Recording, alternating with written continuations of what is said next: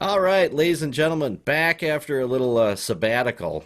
We're back here at the Pigeonhole Motorcycle Podcast, and I had the pleasure of talking to this gentleman before for our crazy ass motorcycle stories, but now for a real episode with Mr. BJ English from Brickhouse Builds. How are you, buddy?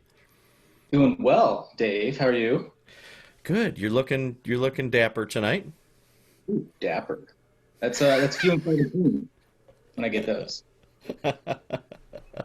So, okay, so it's been a while since I talked to you, and I know I've been following a lot on your Instagram, and I see your. Let's talk about this first because I see you're slinging some merch out there. Let's talk about your logo. What's up with your logo there? The main logo you see. Let's see if you see my hats. It's like kind of a obscure looking little thing. It's BHB all linked together with the first B backwards. Kind of inspired by the DeLorean Motor Company logo. Back to the Future is my favorite movie. I've got a couple posters in my office that I'm sitting in right now, like that right there. Out of time. So, I gotta nerd it out when I can, I guess. That's good for you. So you So got welcome. the anagram hat, and I like the kind of retro shirt you're wearing there. Yep, product placement.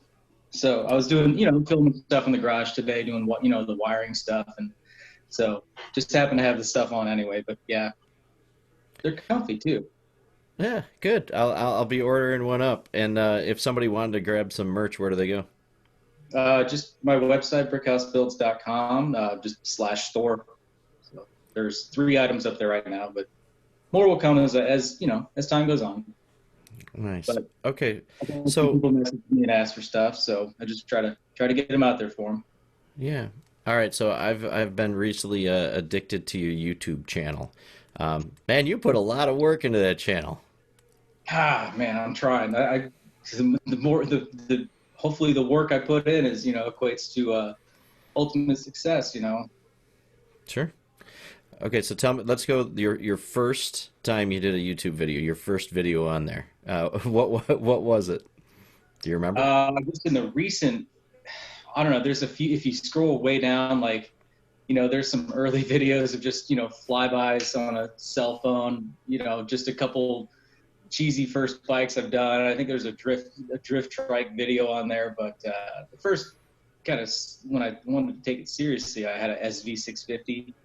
Um, kind of getting that thing going, and oh man, the background music in there is terrible. And I don't know what I'm doing editing still, so back then it was even worse.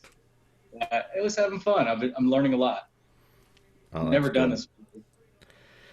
Yeah, no, and it's kind of fun. You know what? I've noticed that sometimes when you're on like you have your YouTube channel and you're used to putting out so many videos, it almost helps push you to be doing your work because if you want to do another video, you have to have progress on the bike. So it's kind of a good get you motivated. It's weird. I don't know which is pushing which because it's actually like, I mean, obviously I have to work on the bike to create content, but as of right now, I have so many videos that I need to edit because the work is ahead of the video output at this point. But I don't know. Sometimes I need to actually try to get some more work done, but who knows? I mean, the videos aren't going to pay the bills. I need to get the actual work done and prioritize that for sure. But Okay, so I'm what's the trying to get it purpose all. of what's the purpose of the videos? I figure there's a lot of guys like me. I started out just, hanging out with my buddies and just, trying to sling some wrenches in the garage. And, we all kind of lean on YouTube a little bit for help. And I figure people like watching videos like hopefully I'm making. I mean, I noticed whenever I was like, sitting, taking a lunch or something like that, I was watching cafe racer videos and like TIG welding videos and things like that. I'm like, this is stuff I'm doing every day. Why don't I just record it? So Hmm. hopefully get it out there and trying to focus more on like real more advanced like tips and tricks and things like that for people in the garage. Like show them maybe like that next step up. Different ways they can look at things and hopefully not feel so like overwhelmed by what they have in front of them, I guess. I mean, everybody's been on Marketplace. You see a ton of like, an old Honda or Suzuki or something like that. And all the ads are like, was going to cafe it, but lost interest, and it just usually means they ran out of, they didn't know what to do. They lost all the bolts, or, they got to the wiring part and they're like, I have no clue. And so hopefully to take some of the mystery out of that. Yeah. So do you find out there do you have some loyal followers that watch all the videos? Sorry, what was that? Do you have some loyal followers that watch all your videos? Seems like it. Yeah. Yeah. Good. Any haters yet? Like the very first CX500 video I posted, there was one guy who's like, "Oh man, not another cafe racer or whatever," and whatever, you know. I'm really This, reading, reading negative comments, but no. Other than that, though, it's been just fantastic. Everybody's been really, really supportive, and it's been really cool. So I've received a lot of messages from people just reaching out saying thank you. right. And that's awesome that you're doing what you love, but you're giving back. And I'm sure that, those little things probably mean a whole bunch to people that, maybe pick up a video that search for one thing on how to do it and you helped them out. Yeah, like that recent Suzuki, the GS450 videos I did. That seems like there wasn't a lot of info out there on those bikes. It seemed like I had a lot of guys message me just, like, oh man, like, thank you for the videos. Like I didn't know how to do that, or your camshaft video really cleared that up. And then, the subsequent questions that come after that of how do I, my, a guy in the Philippines, like, my bike's making a ting noise. What's it doing? Like, oh man, I don't know. Right. So, it's never ending. No, I know that. All right, so this is something we didn't talk about. So I know people have said, "Hey, why do you keep asking these same questions a lot?" But I like to know a little history. So, how does BJ English start in motorcycles, and how old were you? Well, my dad always had bikes. So I remember, riding on the back with him, and then I remember he got me like a mini trail 50. And I remember when he opened this, we had a Suburban at this time. He opens the back doors and he lifts it down. I had no idea, and he like lifts it down, and it's like this orange little Honda 50, and my world was forever rocked. But that was my first bike, and then I had a little XR80 Honda, and then through high school I rode an 84 XL 200, another Honda, just street legal. And I've always had, been around bikes and stuff like that. I've never raced or anything like that, but I've just always been around them. Right. So when do you start tinkering with them? It's probably about 2011 or so. Oh, okay. I had a Sportster, and that was when I really started tinkering on bikes. But I actually come from more of a car background, modifying those. So I've had tons of Mustangs and various things, and building engines for those, and doing what I can there, trying to do the traditional hot rod route. So, Right. and then that moved into bikes when a buddy of mine bought a Suzuki GS550, and he's like, "Hey, look at this cafe racer thing online," and I'm like, "Oh, that's cool." So yeah, he got me hooked on it for sure. Nice. So, No, so because I don't know, and a lot of the listeners don't know. So is building motorcycles and customizing these things? Is this what you do for a living? mm-hmm, mm-hmm. Excellent. So making money on customizing, or do you have a shop where you do maintenance on other people's bikes? How do you stay alive like that? I can sometimes rub a couple nickels together. So the customizing stuff is, I put way too much time into it, but it's like the passionate part.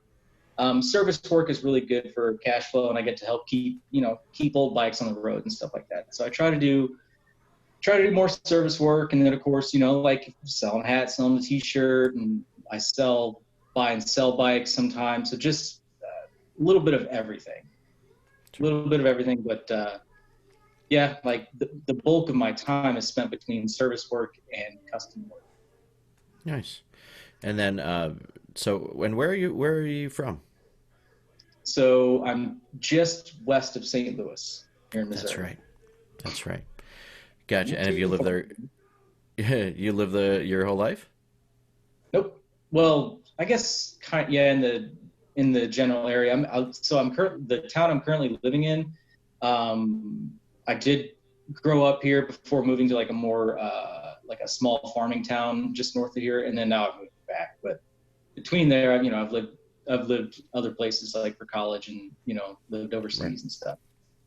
Yeah, I think when we talked before, I was kind of blown away because you started saying like one of your favorite travel stories, and you were talking, and I was like, so motorcycle trips. Give me a couple places you've been on motorcycle trips or adventures like that.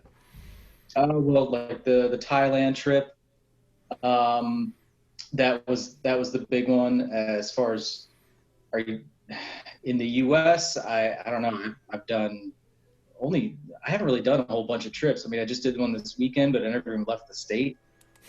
Um, we had some scooters when I lived overseas in China, some 64-volt scooters, which the hot rods of them, but didn't actually graduate to a full motorcycle. That would have been crazy. Right. So wait, you lived in China. What the hell are you doing living in China? Just learning Mandarin. Doesn't everybody do that? Yeah, I mean, I did for a day or two, but yeah, it didn't take. Yeah, so I was at an international university, just basically learning Chinese. So kind of got set over there. My dad does a lot of business over like with importing different, like say, telephone pole hardware for his business. So anyway, he does a lot of business in China and discovered the school and kind of like me and another buddy from Missouri ended up studying in China for a year. And then Wow. while we were there, we traveled around a bunch. You did travel around or you did not? I did, yes. Cool. Okay, so would you go back to China? Oh yeah, definitely. Really? Not Can to you live, say just to travel around and eat a bunch of food. nice? Can you say I lost my exhaust in Chinese or Mandarin? Uh, no, I did. It's been a while. I'll have to get my book. I had that exact translation written down. Just in case. That's the Yeah, only thing I know how to say. yeah. No, at That's this point, I good. definitely don't know how to say that anymore. So, with your bikes, have you had your bikes at shows at all? Any of your bikes you've been invited to any shows? So yeah, I mean, the cycle showcase here in St. Louis, Randy, who puts that on, he's had me at the last three of them, which is really awesome. So the last one was here in February, and then I went to what was it? It was the Garage Brood show up in Cincinnati this past February. That was really cool, and that was probably the largest scale show that I've been a part of. Right. Um, I've been to like I was at Hand Built in 17 just as a visitor, Hmm. um, and I've tried to go to other shows, but that Midwest life. There's like everything is so far away. Isn't But that the yeah, truth? Jesus. Yes, that's. I feel like you have to go. We have to go to Texas. We have to go to Portland. We have to. mm, Well, we have Mama Tried. At least we have that. yeah, I have yet to make it to that, but I was really hoping, like I was really shooting for like Fuel Cleveland this year, Right. but of course it was canceled. So I'll just see what I can make it to next year. Right. Any? I haven't heard this because I haven't talked to those guys. Is Handbuilt still on right now? Do you know? I don't know. I have no idea. I have plane I tickets. went on their website recently, and I don't know if I saw any concrete info. Right. Maybe somebody listening to the episode right here, if you're listening close to this time when we put it out, you can send me a message. I think we should get Alan on the show. We get Stuhlberg on to talk about what's happening because I'm sure they're down to crunch time. Yeah. So I guess if we probably haven't heard anything now, I don't want to make assumptions, but I feel like would have known. I think so. So I think so. yeah. Yeah. Now the hard part for me too now is like rescheduling all these shows, and I'm sure for everybody listening too, it's like, I think we're supposed to get back from Born Free today. I think I would have been home. Oh. Yeah. Yeah, we did What? get to make it to Bonneville though. That was cool. That was a that was one heck of a show, I'm sure.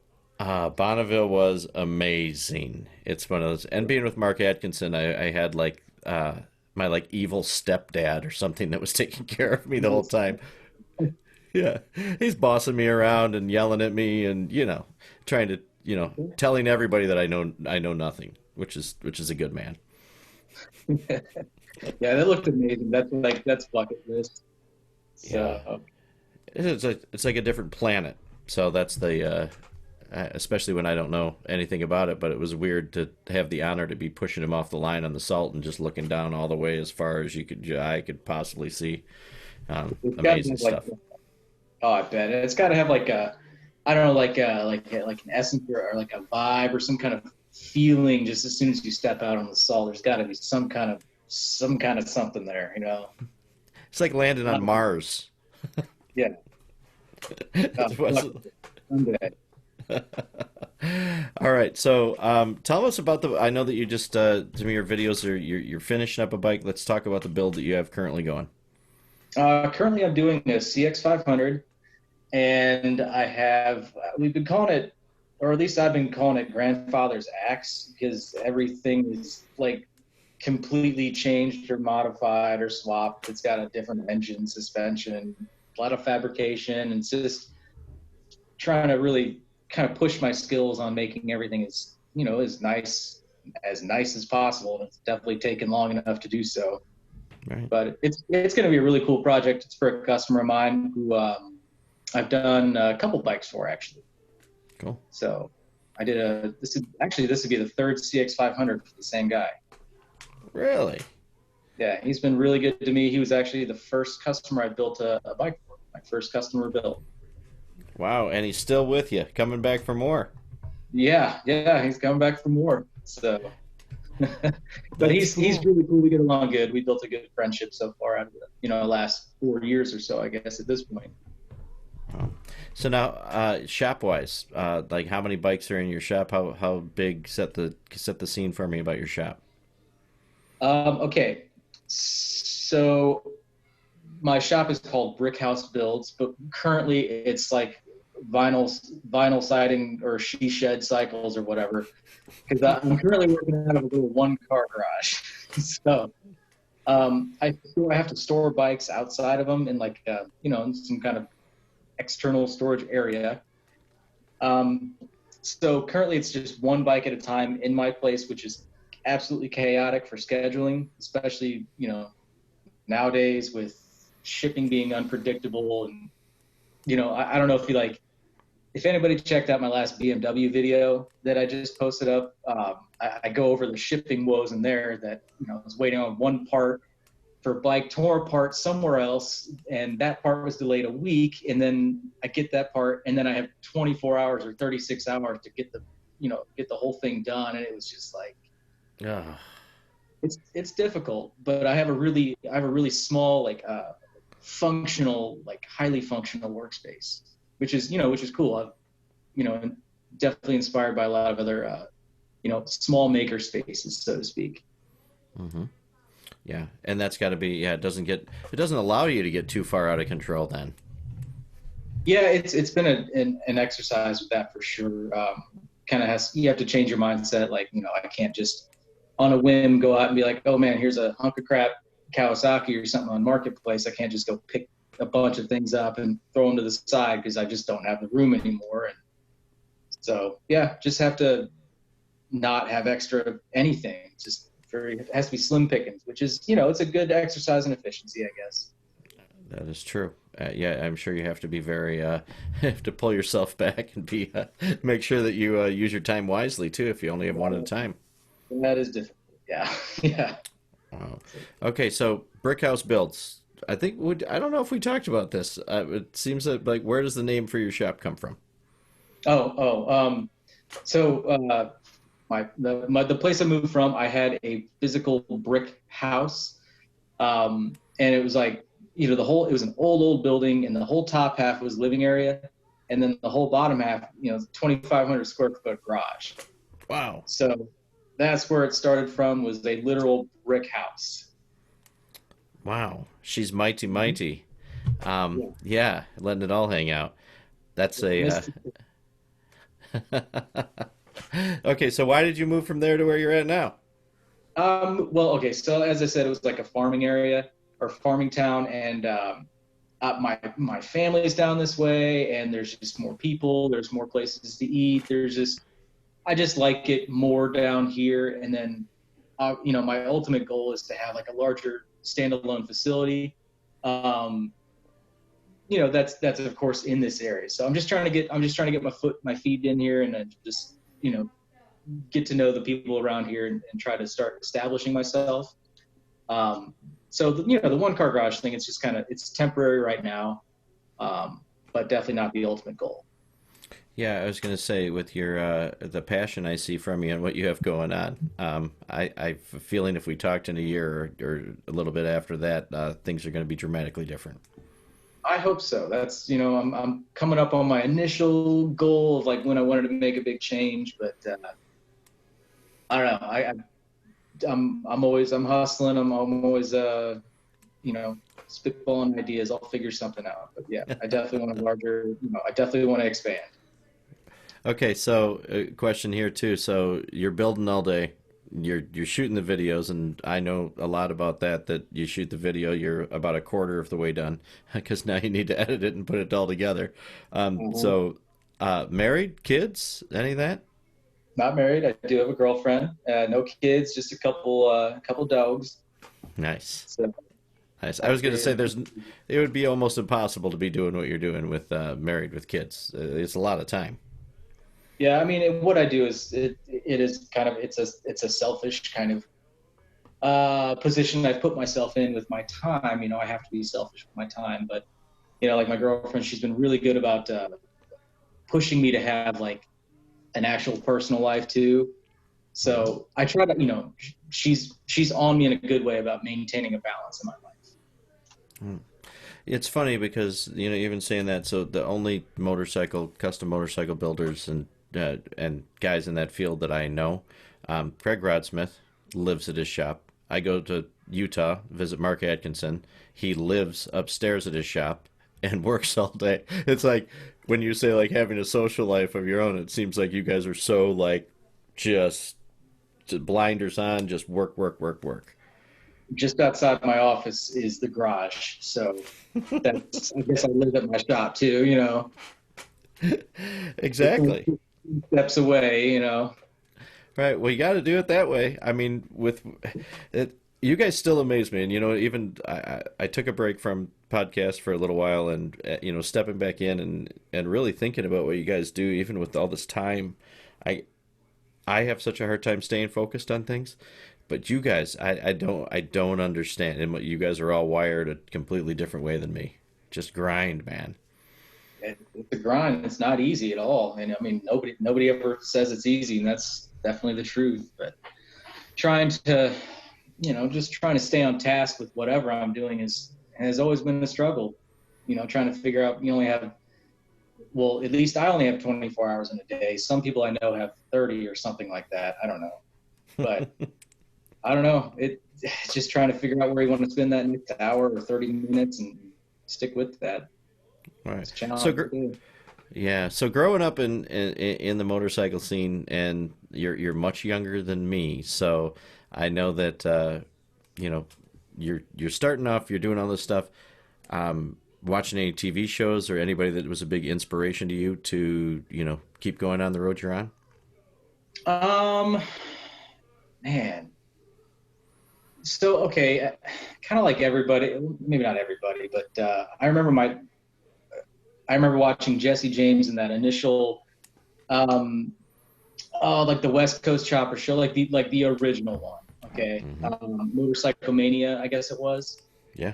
Whenever he annealed the aluminum for his tank, and then just took a hammer to it and just started beating the crap out of it, and it starts shaping. I remember that moment just blew my mind. Like I had no idea that's how you just make stuff. So Right. from that point, it was like a change in work ethic, I guess, or not work ethic at that point, but just whatever I'm working on, trying to make it the best I can. Hmm. um, just to set that goal, just keep pushing that thing higher. And then, so he was a big kind of like kickstart, inspiration. And then, as of late, it's just watching the scene grow, um, just meeting people. I mean, like people on YouTube, just cranking out content, and I mean, there's quite a few, but I would say he was probably the biggest initial one. Yeah, and it's funny because you say that, and looking back at those things, I wonder if they had any idea the impact that that was going to make on so many guys and gals' lives, going forward, because they couldn't have known just starting it. Yeah, yeah. I don't think they could have known. I mean, but my story right there is not hardly any different from so many others. Like Landon from he was doing the First Kick podcast. Hmm.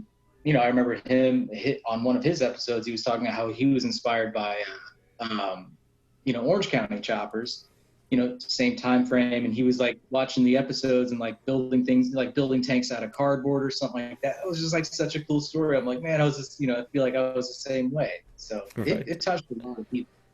Yeah, it did. And then shows have gotten, different as they go along. Um, We're gonna lose this show. It's all, uh, the world has changed a lot. How about that? Just not the team, not the biker shows. Just the world has changed a lot. yeah. That's, So, in your area too, do you have a couple buddies that are over there that you pal around with, or build with, or ride with? so in the St. Louis area, there's actually a really cool scene. It's really tight knit. Um, I mean, from maybe my perspective, it doesn't seem like there's any kind of competition. It's just everybody helps each other out, which is really cool. Um, so I've got some buddies that I cruise bikes with, and another guy locally, been cruising around with. But yeah, I'm kind of a loner most of the time. You know, and there hasn't been any shows to go to, so I've really definitely been a loner in 2020, I guess. Oh my God, yeah, you and I think everybody else on this continent is. Yeah, there's just not. No, I mean for motorcycles it's cool. You guys can take trips out to wherever, but once you get where you're going, then what the hell do you do? Hmm. Yeah. Turn around and come back, I guess, and get ready for another trip. Hmm. All right. Let's talk electric motorcycles. Have you had any desire to build an electric bike? Um, I've never thought about building one actually, but I would love to ride. I haven't ridden one, so I know I've seen the Zeros in person. I've seen a bunch of the electric bikes in person, and I want to try them for sure. What is it, like Alta Motorsports or whatever they were doing? They had Yeah. an actual like competitive dirt bike there, and what was it, like Rhythm or whatever, or Flow? Anyway, they had like a competitive dirt bike. What it was called? But I definitely want to give one a whirl. I haven't thought about building one though, Yeah. because I'm not quite that advanced. I think it's like red is positive and black is negative. I think I got that part down, but beyond that, I don't think I could build an electric bike.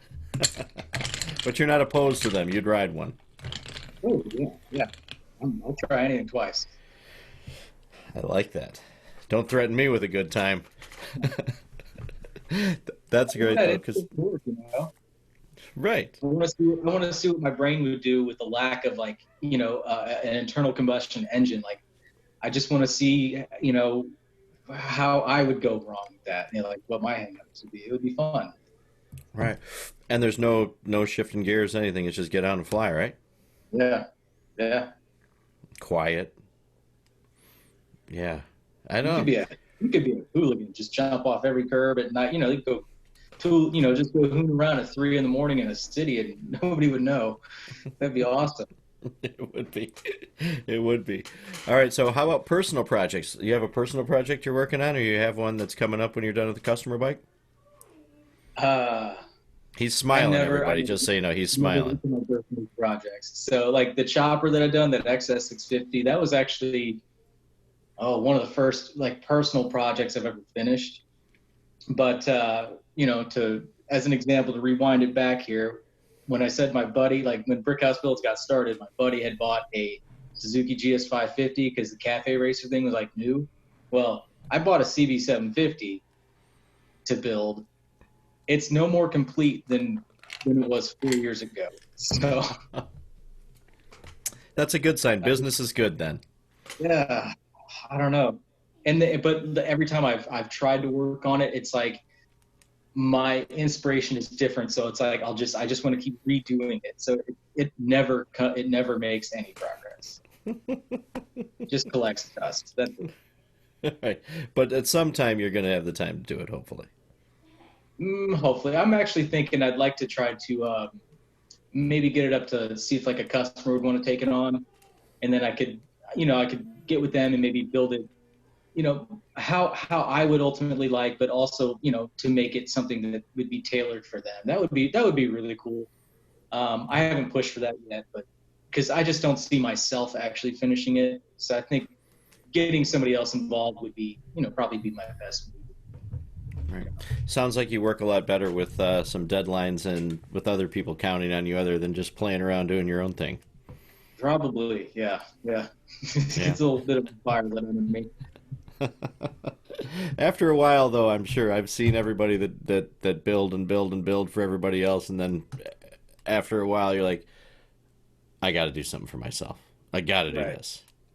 Yeah, because you can screw around on your own stuff and just like try something that's a little bit more out there, or take a little bit more of a risk, or not have to stress so hard over it. It's just there's a lot of benefits to it.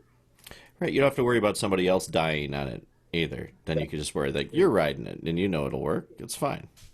Every time I ride my chopper, I'm like, I hadn't been welding that long when I made this thing. Yeah. I've heard so many really fun stories about that. About the first time like somebody will weld something, put it together, and then they get out and ride it, going, they're all excited, but then thinking, oh shit, is this gonna stay together? Uh-huh. You see a bump coming ahead. You're like, oh boy, here, this is it. And it's just this is the Hmm. end. That's right. So, what is your skill set? So, you consider yourself? Are you fabricator? Are you what would you say you are? We would probably say more fabricator. Okay. But I'm not at the level of like English wheels and stuff like that. Like I'm not out there building like the stuff that DeBolex is doing or Max Hayes, and I haven't tried my hand at any of that yet. But like doing the mechanical stuff, doing hoops and different suspension work, and like building brackets. Like I fabricate a lot, building exhausts, and I would say that's probably where my skill set is. Cool. But you do everything. You don't farm anything out, or is there anything that you haven't I at don't least do tried to paint. do? I don't do powder coat. Um, and I don't do my. I could probably learn to do my upholstery, but there's a guy that I've been using for a bunch of seats now that I love his creative spin on those seats. So it's like I would rather let him take on that project, Mm, because it's just like he just knocks it out of the park every time. So I right. don't do my upholstery either. So no upholstery, no paint. No upholstery, no paint, no powder coat. One car Gotcha. garage. Right, exactly. It would be hard to have, you don't anodize everything and powder coat and you don't do all that yourself. I make my own bolts. I got a cold forge, a stamping machine in the back, a roll my own thread. Yeah, only so much wood. Right, exactly. So do you have a point that you're doing everything? Because obviously, have you done something else, or did you just get into starting your own shop and do everything, or did you have a job leading into that before you got on your feet? No, no. So it definitely it all happened on accident. It all kind of came together at once. So I was working at I've always wanted to have like my own shop. Like I want my own shop. That's always been a goal growing up. But coming from a car background, um, I've been trying to like fix up cars and sell them, or just flip things. And so at this point in my life, I was working at a car dealer, and it wasn't going so well. I was a salesman there, and it just wasn't working out, and then the entire business ended up just kind of shutting its doors one day. Just like, wow, okay, so what am I going to do? I'm like, I got a couple motorcycles, and I had one that had gained a little bit of popularity online. And then at this point, I had my first customer. I was building a bike for him, so it was like, hmm. So I decided to try to make it into a business because I can fit more motorcycles in my garage than I can cars. And generally they're a lot cheaper.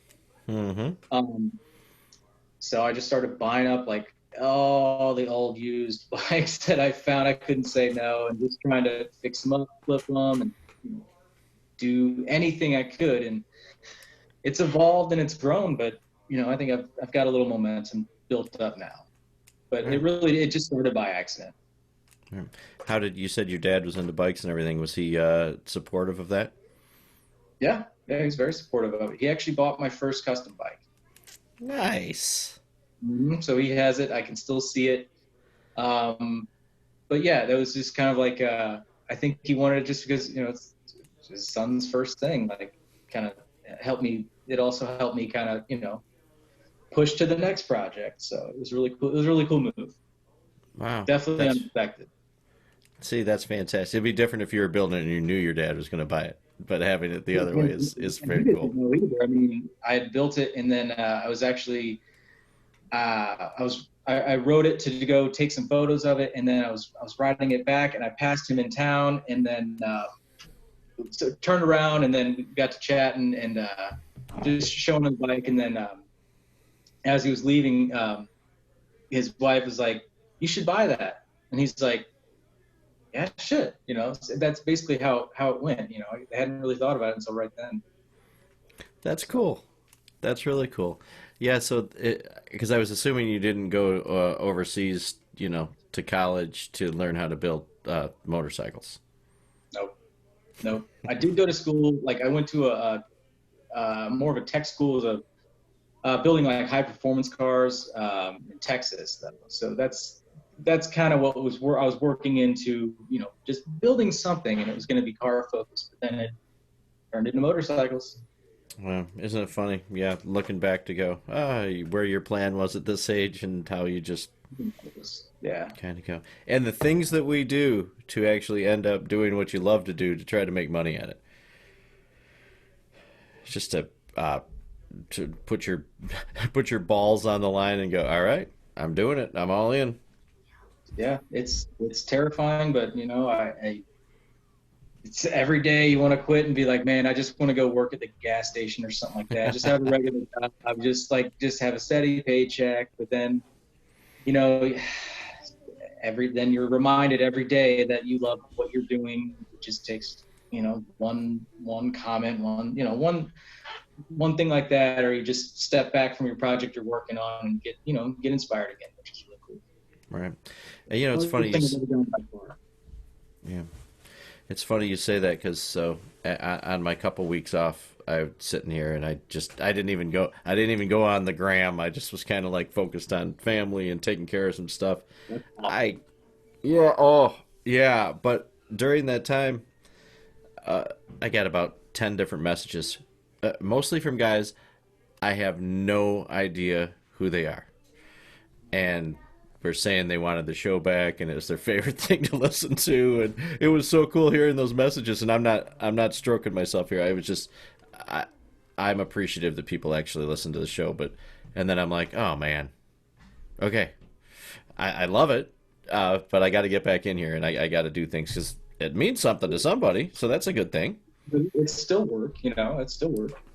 It I did go is. to your profile. I was like, Dave's been quiet for a little bit. I wonder have I missed an episode? And so I went on your profile. I was stalking it, but I figure everybody's allowed a little time off, and I think that's a very welcome thing.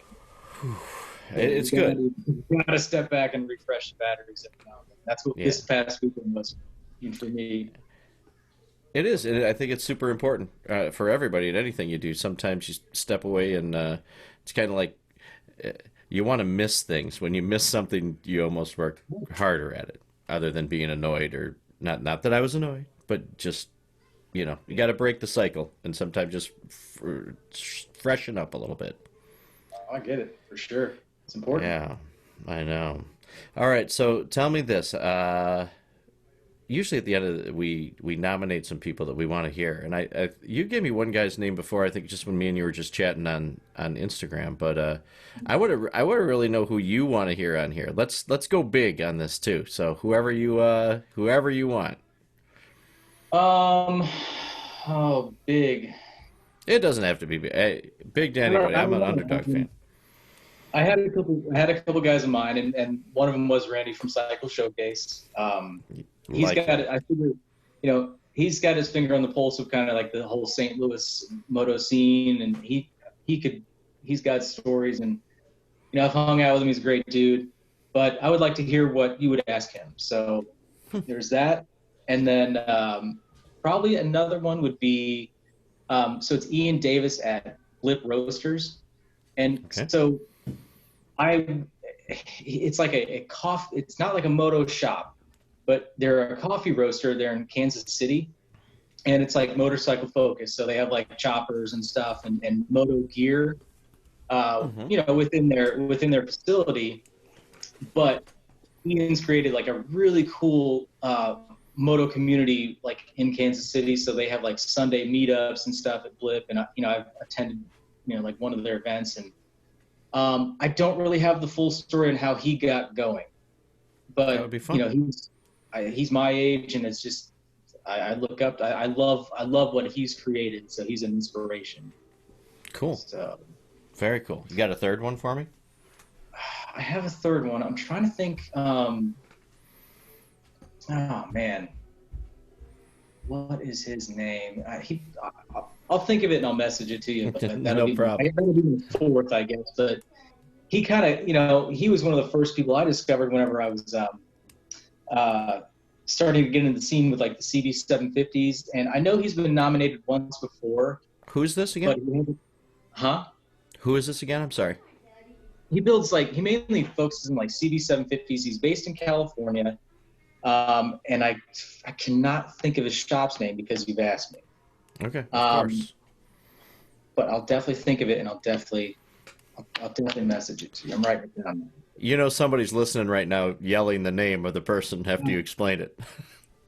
Man, he wears like a specific type hat. Like I know I've seen him, and like but he builds really clean CB 750s and CB 550s, and I don't know. He was like one of the early inspirations for me once I kind of got into doing this. You know. Interesting. Mm-hmm. So, if your choice of motorcycles, you said you have a chopper that you ride, but then you do cafe stuff. You do what? So, are you? Scramblers, adventure bikes, rats. It doesn't matter. I I like don't them care. all. Nice. They're whatever.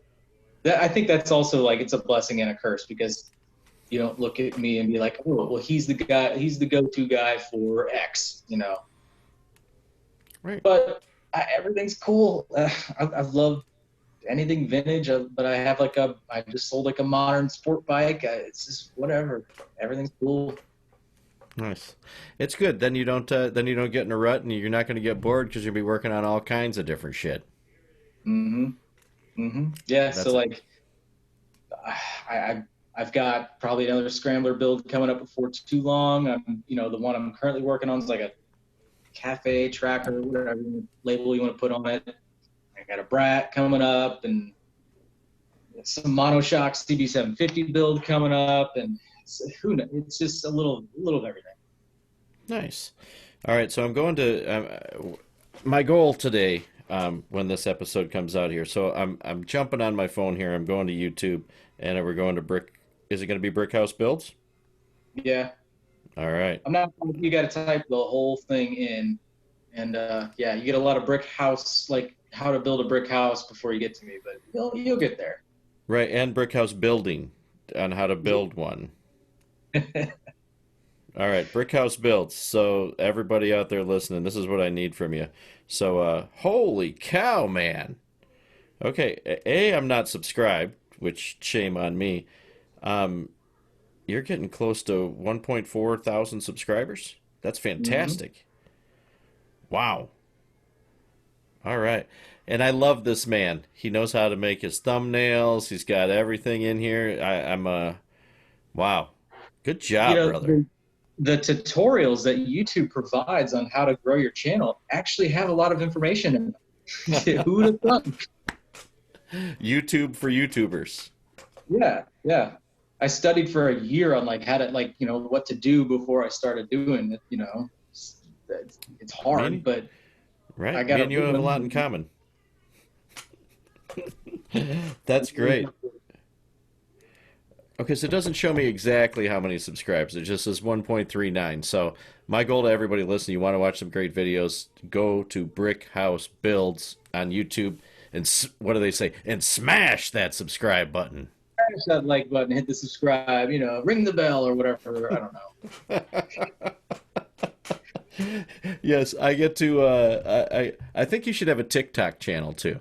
Just me saying. know. So my girlfriend's currently pushing for me to do a TikTok channel, but I don't know what I do. So that might be something in the future. I don't know. I think that what we should do, we should start like a group of guys to do a TikTok channel. Like I can do Mondays, you got Wednesdays. We'll throw it to Max to do Fridays, and whoever we can find to fill in. Anthony Partridge to do Sundays, and he'll get us kicked out. But that would be fun. Yeah. The, us manly guys can do the TikTok challenge. It would be fun. It would be fun. All right. Well, um, so anything else that I'm forgetting to ask you want to share with everybody before we sign off tonight? Uh, not to my knowledge. It's been just fun to just sit down and chat. I listen to Uh, every episode, so I feel I don't know why you chose me. I feel honored to be here. Yeah. well, I appreciate you, brother, and I appreciate you being on here and for listening too. So everybody go if you're not on Instagram, if you're not following Brickhouse Builds, make sure follow on there. The YouTube channel, smash that subscribe button on there. And what about the Facebook? Are you on the Facebook? Yeah, I mean, I have a Facebook page. It's kind of there. I post everything from Instagram, also on Facebook, but that's where I store all of the photos. I have full build thread photos, start to finish, of every bike I've done. So Really? there's more detailed photos of like exactly what I've done in progress. So they're categorized there. Wow.